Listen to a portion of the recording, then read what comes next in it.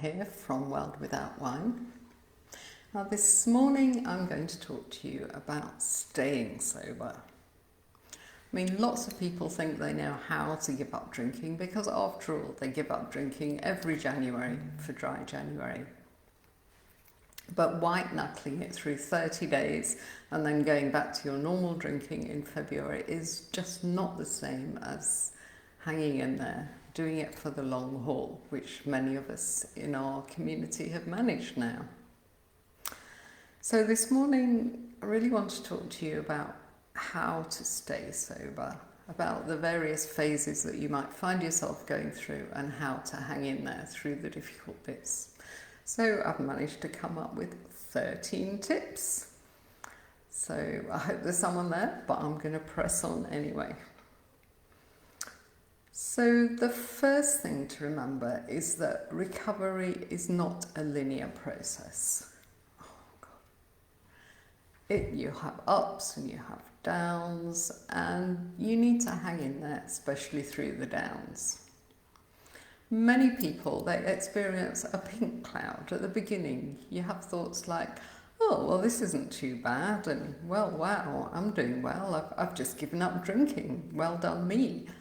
But then after that, many of us experience, how do I call it, a grey cloud. I think that's a good way to describe it. After the pink cloud comes the grey cloud. And that period is rather flat and rather gloomy, and it can last for quite a long time. And I actually think it's all about the dopamine, because when we rely on alcohol to make us feel good, our body doesn't bother to try. We don't get much dopamine release. So you need to hang in there through that grey cloud. I actually call it the void, because it's a kind of emptiness. We just have to sit through that void. And this is when you get those thoughts, the thoughts like, oh, this is so hard, this is so difficult. And then you start thinking, maybe I wasn't that bad after all. And you think, oh, I'm so bored. I always used to think, oh, I think I've lost more than I've gained here. And most dangerous of all, of course, practically everybody ends up thinking, well, I've been sober for a while now, so I think it's safe to go back to moderation. And, well, we all know how that ends, don't we? So remember, it's not a linear process. You're not just going to go straight ahead feeling better and better every day. You can feel great some days and not so good the next day, but just hang in there. Because the magic is on the other side of that grey cloud. I was in my grey cloud. Personally, it went on for a few months and I was really on the verge of giving up, but I just kept going day after day. And then one day, it's like my creative mind started working again. I was getting all these ideas and writing them down. And that's the period when I had the idea to start World Without Wine. So hang in through that grey cloud and you'll come out on the other side, and that's where the magic will happen. Yay, I've got some people. Always such relief. Lynette will understand exactly how I feel. So Lynette, hi there. Monica, yay. Oh, Jane, all the way from Norway. How wonderful. And yeah, Lynette, absolutely. We often relax when we feel great and we think, okay, I've nailed this, so now I can moderate. Well, spoiler alert, if you're watching this, you probably can't moderate. Number 2, not drinking hurts. Just be ready for it. At the beginning, it hurts.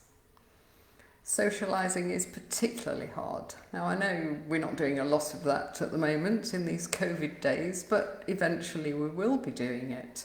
So just expect it to be difficult. And the only way I got through that phase was to treat every event as a challenge. I didn't expect to enjoy myself, but I thought, okay, I'll go out, I'll last as long as I can, I'll smile, I'll fake it till I make it, and then I'll come home, I'll write it up in my diary, tick up another box. Get a journal, be a scientist in your own life, and remember, it'll just get easier and easier. But again, it'll take a few months. I'm really trying to stress here months, not weeks. I mean, just think, how long have we been drinking for? You know, personally, my God, it was like 40 years. So that's not going to turn around. You can't turn around the habit of a lifetime in a few weeks. So not drinking hurts. Number 3, be prepared for the cravings. If alcohol's been your best friend for years and years and you've suddenly given up, you're going to have to go through a grieving process. Just as if you lost one of your best friends. If they died, you know, you wouldn't feel good for a long, long time. You have to get through it, and you just have, when you have a craving, you have to take a deep breath, and gradually you'll come up with strategies how to deal with those cravings. My strategy was just to, at 6 o'clock when I was used to opening my wine, I used to put on my headphones and go out for a 1 hour walk by the sea. And when I got back, I felt in a completely different place. You know, replace that ritual with something else. And maybe you want to replace it with alcohol-free drinks. Well, that's fine. But just find a way to get through that craving, because it won't last long. Number 4, be ready to feel those feelings. I remember reading that our emotional maturity stalls at the age that we start drinking heavily. And I thought, wow, I've been 18 years old for most of my life then.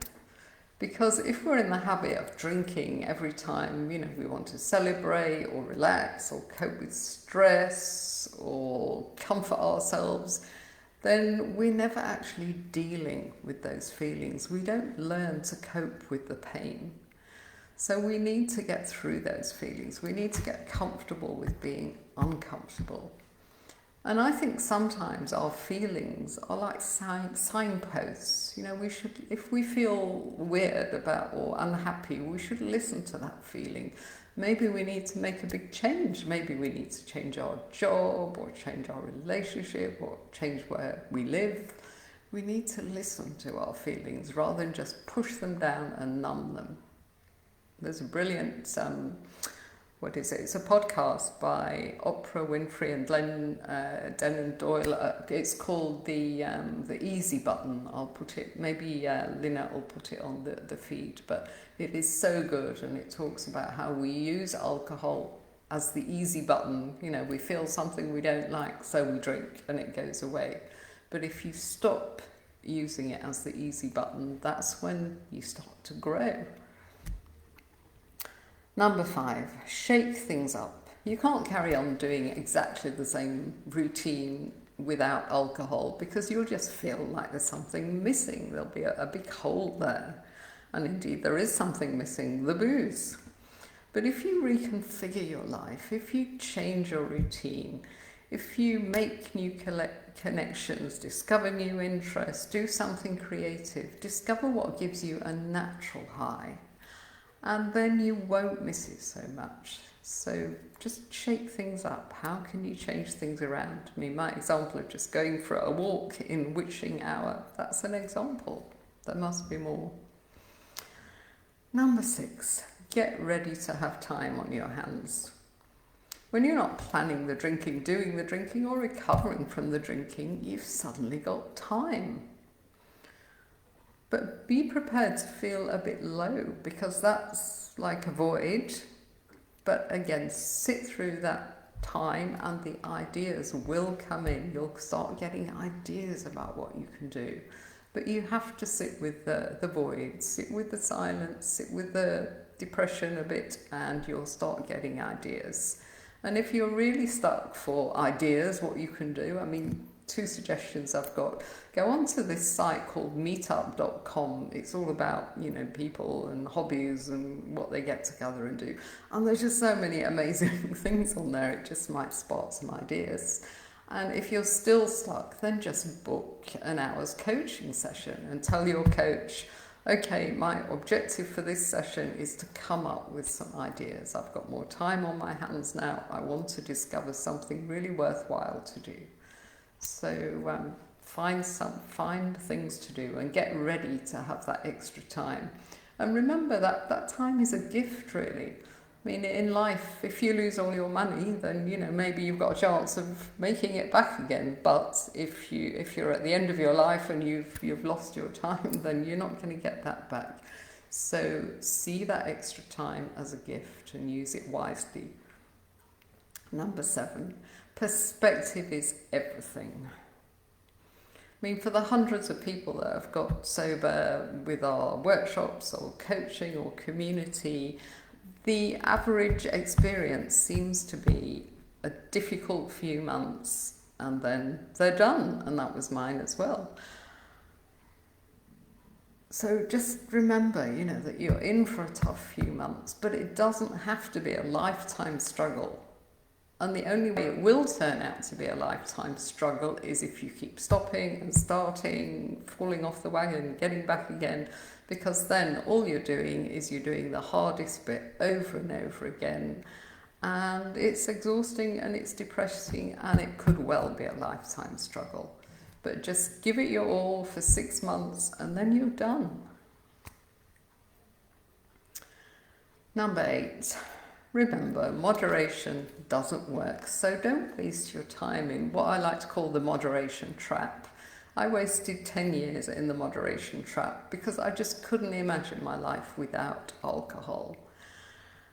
So I was trying to control it. I thought, sure, you know, I'm a strong person. I usually achieve all my goals, so I can do this one. So I would try and fail and try and fail, and it was a trap. And once I accepted that I'd crossed a line with my drinking, I would never be able to drink sensibly, then I found peace. And I'm not saying it was, easy after that, but once I'd found peace, I could put my whole efforts into not drinking rather than trying to limit what is, let's face it, an addictive drug. Keep reading.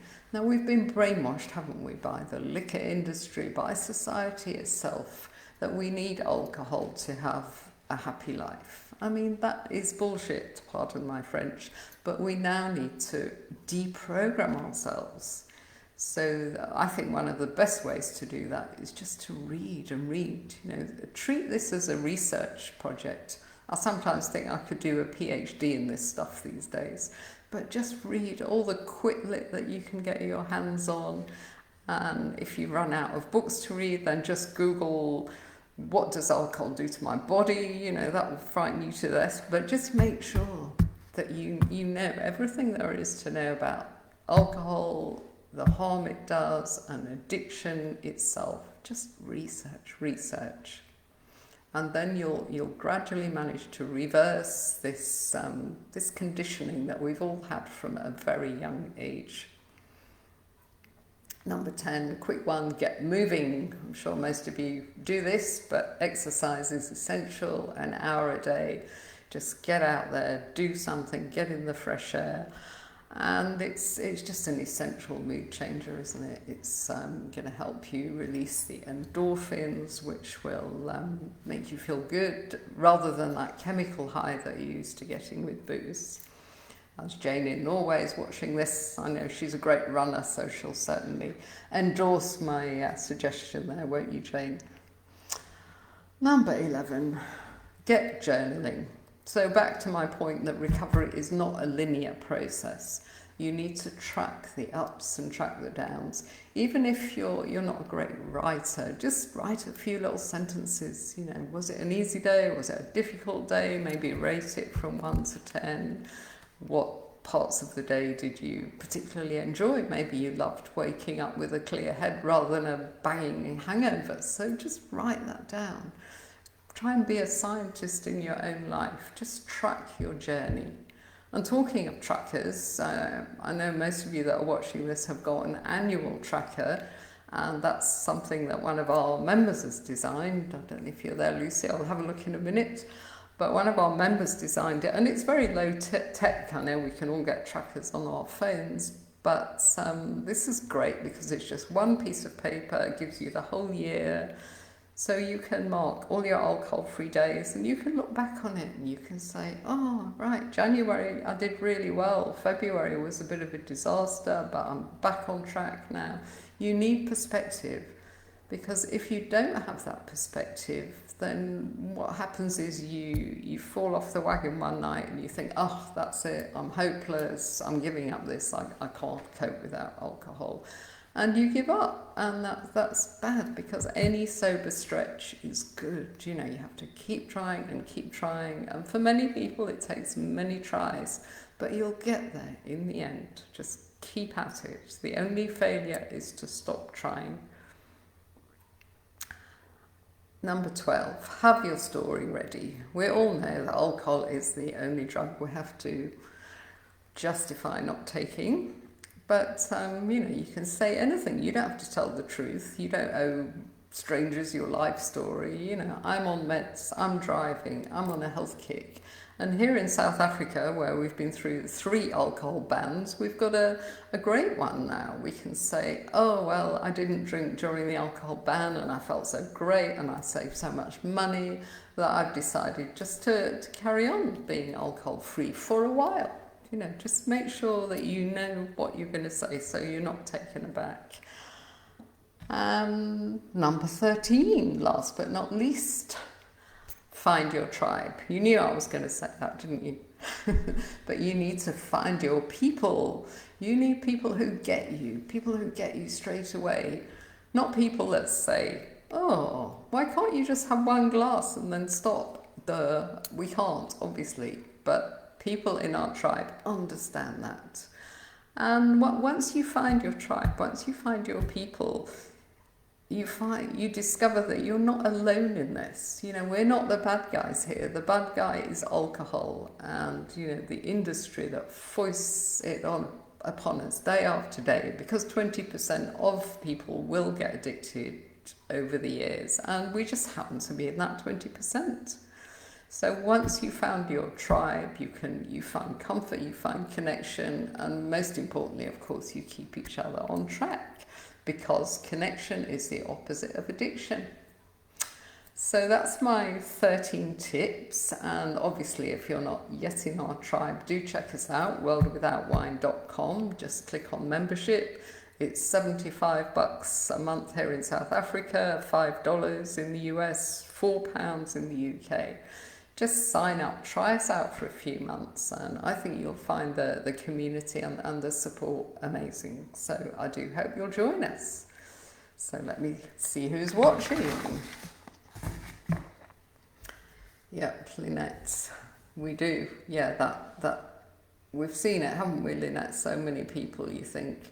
And we see it on our groups, and they say, oh, I'm leaving for a while because I'm going to moderate, and, I'll let you know how I'll get on. And then in a few months, I'm back to square one. I'm going to join again. But this time I get it. I'm going to stay. That happens over and over again. Hello, Irene. Not drinking hurts. So does the start of a run. Brilliant. Yeah, you're so right, Lynette. Just get through that initial discomfort. Ditching the drink is so similar. Now I have so much pleasure from not wanting to drink. Lovely. Oh, hi there, Vicky. Judith, yay, new member Judith. I hope you're coming to the Zoom cafe later. You should have all the members should now have had their Zoom link. Managed 3 days, then caved in. Those cravings. It's normal, Judith. Just get back on the bus, and you'll start developing your personal strategies for dealing with those cravings. Yeah, exercise became your fix, Jane. Well, you're a brilliant runner, and I see you now running in the snow there in Norway. Glennon Doyle and opera. Soul Conversations. First the prize, and then first the pain, and then the rising. Brilliant podcast. Please listen to it. Nature, dance and breathing is my fix. So Lynette's going to talk to us at a Zoom cafe about breathing, and we're going to all do some exercises together this afternoon. It's going to be fun. Oh, hi Di, thanks. I'm glad you like the advice there. Get journaling. Yep, from warrior to warrior. Love that. I don't want to is a complete sentence. Oh, that's a nice put down, Lynette. Yes, it's like, what part of no don't you understand? Finding our tribe, finding our people. Yay. Okay, well, thank you guys. It was lovely to see you all. I hope you've listened to this morning's podcast because it's the top 10 podcasts. And Jane, you'll find that you're actually in the top 10, so make sure you have a listen. And yeah, I'll see you, all of you, at the Zoom Cafe later. Bye.